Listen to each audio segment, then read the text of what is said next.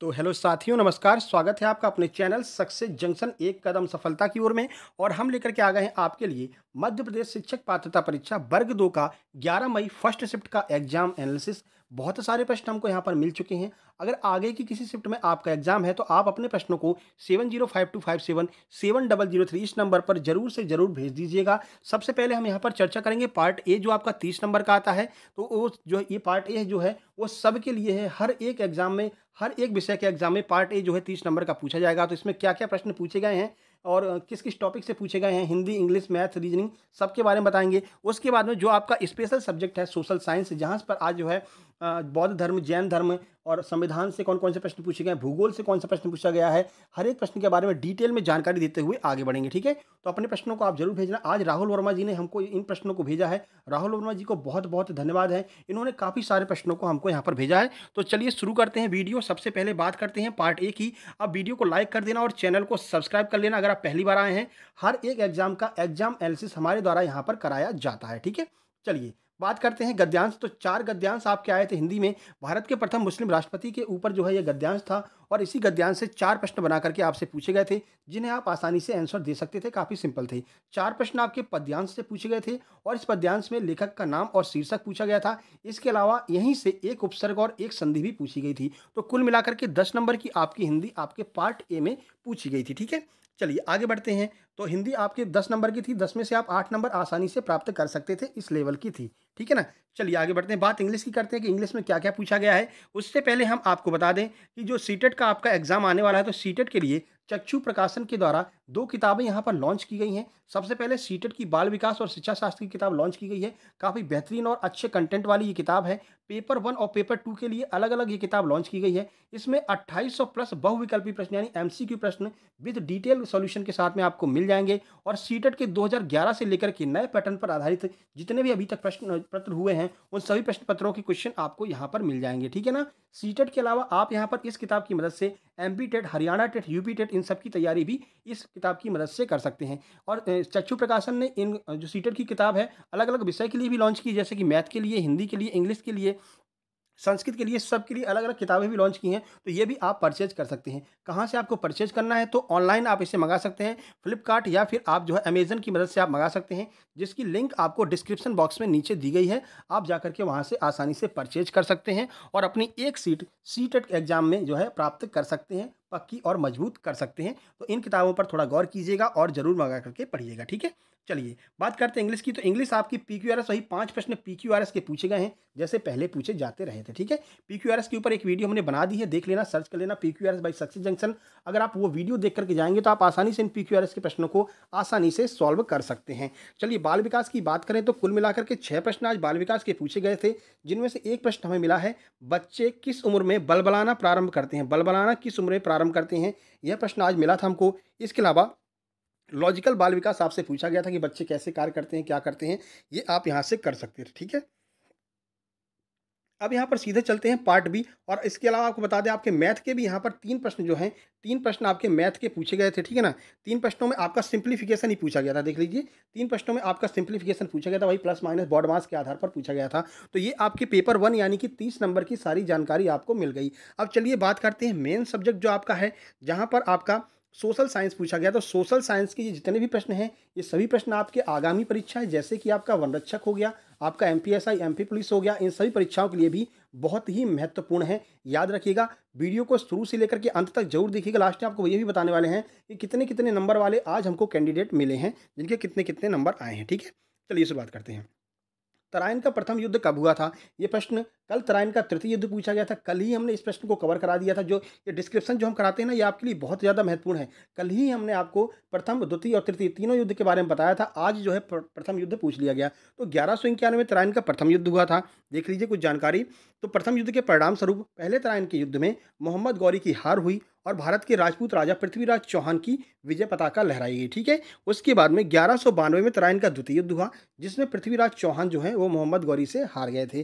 तराइन का तृतीय युद्ध कब हुआ था? 1761 में अहमद शाह अब्दाली और मराठों के बीच तराइन का तृतीय युद्ध हुआ था, जिसमें अहमद शाह अब्दाली ने मराठों को हरा दिया था। ठीक है, चलिए आगे बढ़ते हैं। भाई वीडियो को लाइक कर दीजिए, क्यों नहीं लाइक करते हैं आप, है ना? इतनी मेहनत आपके लिए करते हैं, सारा कंटेंट बना कर ले आते हैं, क्वेश्चन लाते हैं, उसके अलावा उसका कंटेंट पूरा प्रोवाइड कराते हैं, डिटेल में जानकारी देते हैं, फिर भी आप नहीं लाइक करते हैं। वीडियो को लाइक कर देंगे और कमेंट बॉक्स में एक प्यारा सा कमेंट भी लिख देंगे, जिससे कि हमारा उत्साह भी बढ़ सके और हम लगातार आपके लिए ऐसे ही प्रयास करते रहें। आगे बढ़िए। मध्य प्रदेश में लोकसभा की कुल कितनी सीटें हैं? तो आपको पता है मध्य प्रदेश में लोकसभा की कुल 29 सीटें हैं। ठीक है ना? कुछ जानकारी आपको देते हैं लोकसभा के बारे में। तो लोकसभा के लिए मध्य प्रदेश को कुल 29 सीटें मिली हैं। ये प्रश्न कई बार पूछा गया है कि जब अविभाजित मध्य प्रदेश था, यानी मध्य प्रदेश छत्तीसगढ़ से अलग नहीं हुआ था, तब कितनी सीटें थीं? तो तब 40 लोकसभा क्षेत्र जो है वो मध्य प्रदेश में थे। ठीक है ना? अब यहाँ से एक प्रश्न और बनता है कि मध्य प्रदेश के नहीं, मतलब भारत के प्रथम लोकसभा अध्यक्ष कौन थे? तो याद रखना, गणेश वासुदेव मावलंकर, जीवी मावलंकर भारत के प्रथम लोकसभा अध्यक्ष थे। ये प्रश्न कई बार पूछा गया है, पटवारी में 3 से 4 बार ये प्रश्न पूछा गया, तो फॉरेस्ट गार्ड एवं अन्य परीक्षाओं में इसके बहुत ज़्यादा पूछने के चांसेस हैं। चलिए आगे बढ़ते हैं। सती प्रथा का अंत किसके द्वारा किया गया था? तो आपको पता है 2 ऑप्शन वहाँ पर दिए जाएंगे, या तो लॉर्ड विलियम बेंटिक दिया जाएगा या फिर राजा राम मोहन राय दिया जाएगा। दोनों आंसर आपका सही रहेगा। ठीक है ना? चलिए देखिए कुछ जानकारी। तो महिलाओं पर हो रहे इस अत्याचार के खिलाफ ब्रह्म समाज के संस्थापक राजा राम मोहन राय ने आवाज उठाई। उन्हीं के प्रयासों से 4 दिसंबर 1829 को ब्रिटिश सरकार के द्वारा भारत में सती प्रथा पर रोक जो है लगा दी गई। कब? 1829 4 दिसंबर में जो आपके राजा राम मोहन राय हैं, जिन्होंने ब्रह्म समाज की स्थापना की थी, उनके सहयोग से जो है लॉर्ड विलियम बेंटिक के द्वारा इसमें जो है सती प्रथा पर रोक लगा दी गई थी। ठीक है, ब्रह्म समाज की स्थापना किसने की? याद रखना, राजा राम मोहन राय ने की थी। ये प्रश्न आगे बन सकता है। आर्य समाज, स्वामी दयानंद सरस्वती, ये प्रश्न भी आगे बनेगा। ठीक है, राजा राम मोहन राय को राजा की उपाधि किसने दी थी? तो भाई राजा राम मोहन राय को राजा की उपाधि अकबर द्वितीय ने दी थी। ये प्रश्न आपको याद रखना है। अकबर द्वितीय ने राजा राम मोहन राय को राजा की उपाधि दी थी और उन्हें पेंशन बढ़ाने के लिए इंग्लैंड भेजा था, जहां ब्रिस्टल में उनकी मृत्यु हो गई थी। कई बार यह प्रश्न पूछा गया कि राजा राम मोहन राय की मृत्यु कहाँ पर हुई थी? तो इंग्लैंड के ब्रिस्टल नामक शहर में राजा राम मोहन राय की जो है मृत्यु हो गई थी, और इनको जो है किसने उपाधि दी थी? तो अकबर द्वितीय ने उपाधि दी थी। पेंशन बढ़ाने के लिए इन्होंने इनको इंग्लैंड भेजा था। ठीक है, राष्ट्रपति पर महाभियोग का वर्णन किस अनुच्छेद में किया गया? तो याद रखना, अनुच्छेद 61 में राष्ट्रपति पर महाभियोग का वर्णन किया गया है। आज आपके अनुच्छेद से काफ़ी सारे प्रश्न पूछे गए हैं। ठीक है, तो लास्ट तक बने रहिएगा, काफ़ी सारी जानकारी आपको यहाँ पर मिलने वाली है। तो महाभियोग की बात करें अगर हम आपसे, देखिए महाभियोग पर डिटेल में यहाँ पर जानकारी आपको देने वाले हैं कि केवल आपके जो है राष्ट्रपति पर महाभियोग लगाया जाता है, बल्कि सुप्रीम कोर्ट और हाई कोर्ट के जजों पर भी, उनको हटाने के लिए भी महाभियोग तत्सम प्रक्रिया का उपयोग किया जाता है। देखिए इसका जिक्र कहाँ पर किया? संविधान के अनुच्छेद 61 में। 61 जो है वो आपका राष्ट्रपति के लिए है। 124(4) और 124(5), 217 और 218 मिलता है। तो जो 124(4), 124(5 है, इसमें सुप्रीम कोर्ट के न्यायाधीश, 217 और 218 में जो है आपके उच्च न्यायालय के न्यायाधीशों के बारे में महाभियोग प्रक्रिया का वर्णन किया गया है। ठीक है, महाभियोग प्रस्ताव सिर्फ तब लाया जा सकता है जब संविधान का उल्लंघन, दुर्व्यवहार, अक्षमता साबित हो जाए। ये तीनों के बारे में भी परीक्षा में कई बार पूछा गया कि किस कारण से महाभियोग लगा सकते हैं। ये 3 कारण होने चाहिए महाभियोग लगाने के। जब उन्होंने संविधान का उल्लंघन किया हो, दुर्व्यवहार किया हो या फिर अक्षमता साबित हो जाए, तब महाभियोग के द्वारा इन तीनों लोगों को हटाया जा सकता है। ठीक है, चलिए अनुच्छेद 51(a) का संबंध किससे है? तो सही आंसर अनुच्छेद 51(a) का संबंध मौलिक कर्तव्यों से है, आपको याद रखना है। तो देखिए अनुच्छेद 51(a) भारत के संविधान 1950 का हिस्सा नहीं था, आपको याद रखना है। 1950 में अनुच्छेद 51(a) नहीं था भारतीय संविधान में। कब जोड़ा गया देख लीजिए, इसे संविधान के 42वें संविधान संशोधन अधिनियम 1976 के द्वारा इसको जो है जोड़ा गया था। और ये भी याद रखना है, बाद में संविधान जो है 46वां संविधान संशोधन जब हुआ था, तब जो है इसको जो है इसमें थोड़ा सा संशोधन भी किया गया था आपके मौलिक अधिकारों में। ठीक है, 2002 द्वारा इसमें जो है कुछ संशोधन भी किया गया था। सरदार स्वर्ण सिंह समिति की सिफारिश पर जो है इसको भारत के संविधान में ऐड किया गया था। ये भी कई बार पूछा गया है। आगे बढ़ते हैं। सबसे छोटा ग्रह कौन सा है? तो आपको पता है सबसे छोटा ग्रह आपका बुध ग्रह होता है। ठीक है ना, चलिए कुछ जानकारी आपको देते हैं। तो बुध सौरमंडल का सबसे छोटा ग्रह है और यह सूर्य के सबसे नज़दीक स्थित है। ये भी आपको याद रखना है, सूर्य के सबसे नज़दीक कौन है? तो बुध ग्रह है। इसलिए सबसे ज़्यादा तापांतर जो है वो यहीं पर पाया जाता है। सबसे ज़्यादा तापांतर बुध ग्रह पर ही पाया जाता है। ठीक है, कुछ और फैक्ट देख लीजिए जो आपसे आगे पूछे जाएंगे एग्जाम में। तो सबसे बड़ा ग्रह कौन सा है? तो बृहस्पति सबसे बड़ा ग्रह है। पृथ्वी की जुड़वा बहन किसे कहते हैं? तो शुक्र ग्रह को पृथ्वी की जुड़वा बहन कहते हैं। ठीक है, इसे सौंदर्य का देवता कहते हैं। वीनस इसी का नाम है, शुक्र को। ठीक है, शनि ग्रह के जो चारों तरफ वलय पाए जाते हैं ना, वो गैसों के छल्ले हैं। आपको याद रखना, कई बार पूछा गया कि शनि के चारों तरफ जो वलय पाए जाते हैं वो क्या है? तो वो गैसों के बने हुए छल्ले हैं। ठीक है ना, जो गैसें ठोस रूप में वहाँ पर चारों तरफ से उसको घेरे हुई हैं। यही प्रश्न पूछा गया था एसएससी मेंस में। चलिए, पश्चिम में सबसे बड़ा अपवाह तंत्र किस नदी का है? ये आपसे पूछा गया है। तो सही आंसर है नर्मदा नदी तंत्र जो है वो पश्चिम में नर्मदा का सबसे बड़ा अपवाह तंत्र है। देखिए तो पश्चिम भारत में सबसे बड़ा अफवाह तंत्र नर्मदा नदी का है।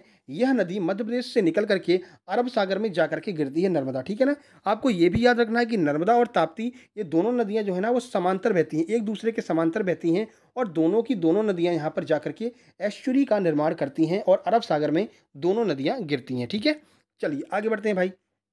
6 से 14 वर्ष तक के बालकों की अनिवार्य शिक्षा का वर्णन किस अनुच्छेद में किया गया है? तो पेरेंट्स के लिए 6 से 14 वर्ष तक के बच्चों को अनिवार्य शिक्षा प्रोवाइड कराना ही पड़ेगा, ये अनुच्छेद 21 में बताया गया है, ठीक है। चलिए कुछ जानकारी आपको दे देते हैं, देख लीजिए। तो संविधान के अनुच्छेद 21 में 6 से 14 वर्ष तक के बच्चों के लिए अनिवार्य एवं निःशुल्क शिक्षा की व्यवस्था की गई है, तथा 86वें संविधान संशोधन 21 का में प्राथमिक शिक्षा को सब नागरिकों का मूल अधिकार बना दिया गया। यह 1 अप्रैल 2010 को जम्मू कश्मीर को छोड़ करके संपूर्ण भारत में लागू हुआ था, लेकिन अभी हाल ही में जम्मू कश्मीर में भी इसको लागू कर दिया गया है, क्योंकि जो जम्मू कश्मीर है अब वो जो है भारत का एक जो है संपूर्ण राज्य बन चुका है, तो अब जम्मू कश्मीर में भी यह लागू हो चुका है, ठीक है ना। तो ये आपको याद रखना है, 6 से 14 वर्ष तक के बालकों की जो अनिवार्य शिक्षा है, पेरेंट्स के लिए पेरेंट्स अनिवार्य शिक्षा प्रोवाइड कराएंगे, वो आर्टिकल 21 में कहीं जो है बताया गया है, ठीक है। राज्य किस में प्रोवाइड कराएगा, राज्य के नीति निषेध तत्वों में 6 से 14 वर्ष तक के बालकों के लिए वर्णन किस अनुच्छेद में किया गया है, ये आपको कमेंट बॉक्स में कमेंट करके बताना है मेरे भाई, ठीक है। चित्रकला का स्वर्णकाल किस युग को कहा जाता है, आपको पता है? जहांगीर के काल को चित्रकला का स्वर्णकाल कहा जाता है। तो जहांगीर के काल को चित्रकला का स्वर्णकाल कहा जाता है। शाहजहां के काल की बात आती है तो शाहजहां के काल को स्थापत्य कला का स्वर्णकाल कहा जाता है। स्थापत्य का मतलब जानते हैं, मतलब इन्होंने मंदिरों, मस्जिदों, मकबरों और जो है मतलब बहुत बहुत बड़ी बड़ी ऊंची ऊंची इमारतों का निर्माण करवाया था किसने? शाहजहां ने। ताजमहल का निर्माण शाहजहां करा था, आपको पता है, ठीक है। सबसे ज़्यादा हिंदू मनसबदार किसके शासनकाल में हुआ करते थे? तो औरंगजेब के शासनकाल में सबसे ज़्यादा हिंदू मनसबदार हुआ करते थे, ठीक है ना। ये याद रखना, कई बार कंफ्यूज हो जाता है कि औरंगजेब तो इतना कट्टर था, हिंदू मनसबदार इसके काल में तो होंगे ही नहीं, और इसको पहले सबसे पहले इसी ऑप्शन को कट करते हैं। लेकिन याद रखना, सबसे ज़्यादा हिंदू मनसबदार औरंगजेब के शासनकाल में थे, ये आपको याद रखना है।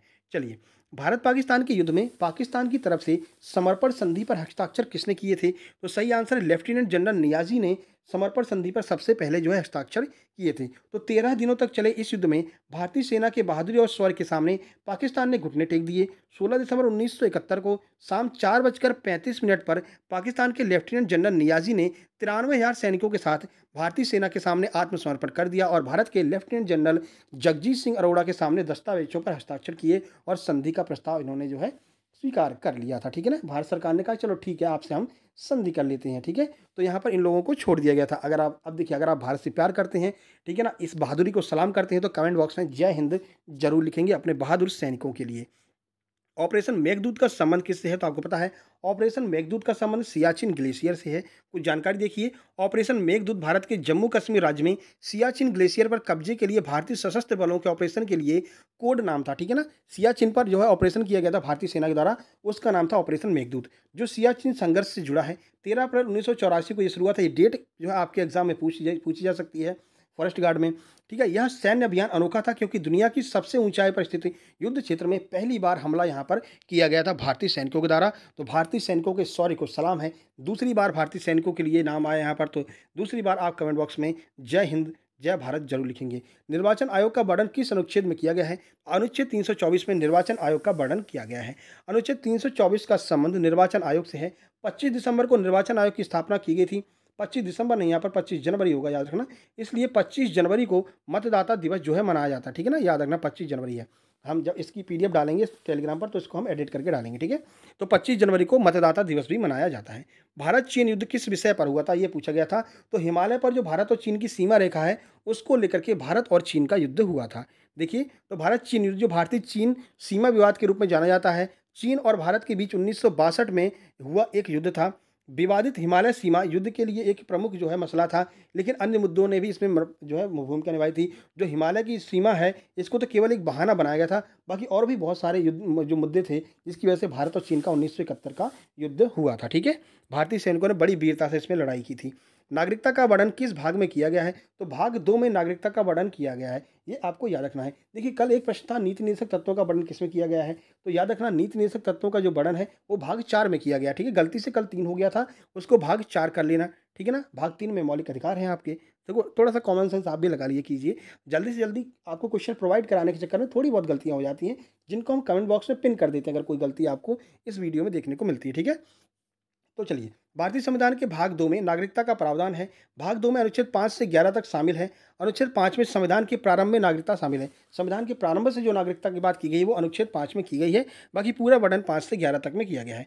मृदा अपरदन से भाई बहुत सारे प्रश्न आज मृदा अपरदन से पूछे गए थे। तो मृदा अपरदन को रोकने के लिए क्या-क्या उपाय करने चाहिए? तो मृदा अपरदन को रोकने के लिए सबसे महत्वपूर्ण उपाय है वृक्ष लगाने चाहिए। तो मिट्टी के कटाव को वृक्षों की मदद से ही रोका जा सकता है, इसलिए मृदा अपरदन को रोकने के लिए आपको अधिक से अधिक मात्रा में वृक्षारोपण करना होगा। ये ऑप्शन में भी दिया हुआ था। आज मृदा अपरदन से लगभग आपके कम से कम 12 से 15 प्रश्न मृदा अपरदन से पूछे गए हैं। पर्यावरण का ये पार्ट है। हमने अभी सुबह साइंस की वीडियो बनाई है, जो आपके साइंस वाले हैं, एमपी टेट वर्ग 2 साइंस वाले, उनके लिए बनाई है। और आपके जो फॉरेस्ट गार्ड हैं इन लोगों के लिए भी साइंस की महत्वपूर्ण वीडियो बनाई है। पटवारी में आए हुए सारे प्रश्न, वहाँ से साइंस के बहुत सारे प्रश्न रिपीट होंगे आगे एग्जाम में। आज जरूर देख लेना आप इसको, ठीक है। प्रथम पंचवर्षीय योजना किस मॉडल पर आधारित थी? तो हेराल्ड डोमर मॉडल पर आधारित थी प्रथम पंचवर्षीय योजना। देख लीजिए, तो प्रथम पंचवर्षीय योजना कुछ संशोधन के साथ हेराल्ड डोमर मॉडल पर आधारित थी। इस पंचवर्षीय योजना के अध्यक्ष कौन था? तो पंचवर्षीय योजना का अध्यक्ष प्रधानमंत्री होता था, आपको पता ही है। तो प्रथम पंचवर्षीय योजना का अध्यक्ष कौन होगा? तो जवाहरलाल नेहरू थे। और गुलजारी लाल नंदा जो है प्रथम पंचवर्षीय योजना के उपाध्यक्ष थे। ये भी आपको याद रखना, ठीक है। विजयनगर साम्राज्य की स्थापना किसके द्वारा की गई थी? तो याद रखिएगा, हरिहर एवं बुक्का के द्वारा विजयनगर साम्राज्य की स्थापना की गई थी। कुछ जानकारी देखिए, तो इस वंश की स्थापना हरिहर एवं बुक्का ने 1336 ईस्वी में की थी। हरिहर और बुक्का के पिता का नाम संगम था।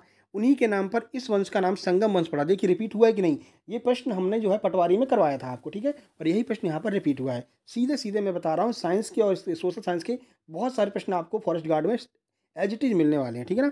इस वंश का प्रथम शासक हरिहर प्रथम 1336 से 1356 ईस्वी हुआ, जिसने 1336 ईस्वी में विजयनगर साम्राज्य की स्थापना की और हम्पी को अपनी राजधानी बनाया था। राजधानी याद रखना, विजयनगर साम्राज्य की राजधानी क्या थी? तो हम्पी जो है वो विजयनगर साम्राज्य की राजधानी थी। इनमें से कौन सा ग्लेशियर जम्मू कश्मीर में पाया जाता है? तो जम्मू कश्मीर में कुल 5 ग्लेशियर महत्वपूर्ण पाए जाते हैं। सियाचिन ग्लेशियर जो है वो जम्मू कश्मीर के अंतर्गत ही आता है। अब ऑप्शन में क्या था ये तो हमें नहीं पता चल पाया है, लेकिन कुछ महत्वपूर्ण ग्लेशियर आपके हम जो जम्मू कश्मीर के हैं उनको करा देते हैं। तो देखिए, यात्री द्रुंग द्रुंग ग्लेशियर, सफद ग्लेशियर और कोलाहोई ग्लेशियर जो जम्मू कश्मीर के 5 ग्लेशियरों में सर्वश्रेष्ठ रूप में ये है जो है 3 ग्लेशियर प्रमुख हैं। इनको आपको याद रखना है। ये तीनों ग्लेशियर सियाचिन ग्लेशियर के साथ मिलकर के 4-5 ग्लेशियर जो है वो आपके जम्मू कश्मीर में पाए जाते हैं। हिमालय में माचोई ग्लेशियर और श्रीनगर में थजीवास ग्लेशियर भी जो है लोकप्रिय है। ये हो सकता है इनमें से कोई पूछा होगा, या तो माचोई पूछा होगा या थजीवास ग्लेशियर, इनमें से ही कोई पूछा गया होगा, ठीक है ना। कुछ टॉपिक बता देते हैं जहाँ से प्रश्न तो हमको नहीं मिले हैं, लेकिन ये पता चला है कि यहाँ से प्रश्न पूछे गए हैं। जैसे कि जैन धर्म और बौद्ध धर्म से एक प्रश्न, ठीक है ना, एक प्रश्न जैन धर्म और बौद्ध धर्म से पूछा गया है। मृदा अपरदन से कुल 12 से 15 प्रश्न पूछे गए हैं। मुगल साम्राज्य से 4 से 5 प्रश्न पूछे गए हैं। गुट निरपेक्ष नीति से लगभग 7 प्रश्न आज गुट निरपेक्ष नीति से पूछे गए हैं। अर्थशास्त्र यानी इकोनॉमिक्स से 5 प्रश्न पूछे गए हैं, जिसमें कि सीआरआर और बैंक रेट और बेस रेट वगैरह पूछी गई है। इस पर हमने ऑलरेडी वीडियो बना रखी है, ट्रिक के द्वारा हमने समझाया CRR, base rate, bank rate क्या होती है, ये सब देख लेना, एक बार सर्च करना इकोनॉमिक्स वाइज सक्सेस जंक्शन, तो दोनों वीडियो आपको मिल जाएगी। तो बेहतरीन तरीके से बैंकिंग पूरा तैयार करके जाइए, यहाँ से बहुत सारे प्रश्न आएंगे, ठीक है। और आपके विदेश नीति से 4 प्रश्न आज पूछे गए हैं, ठीक है।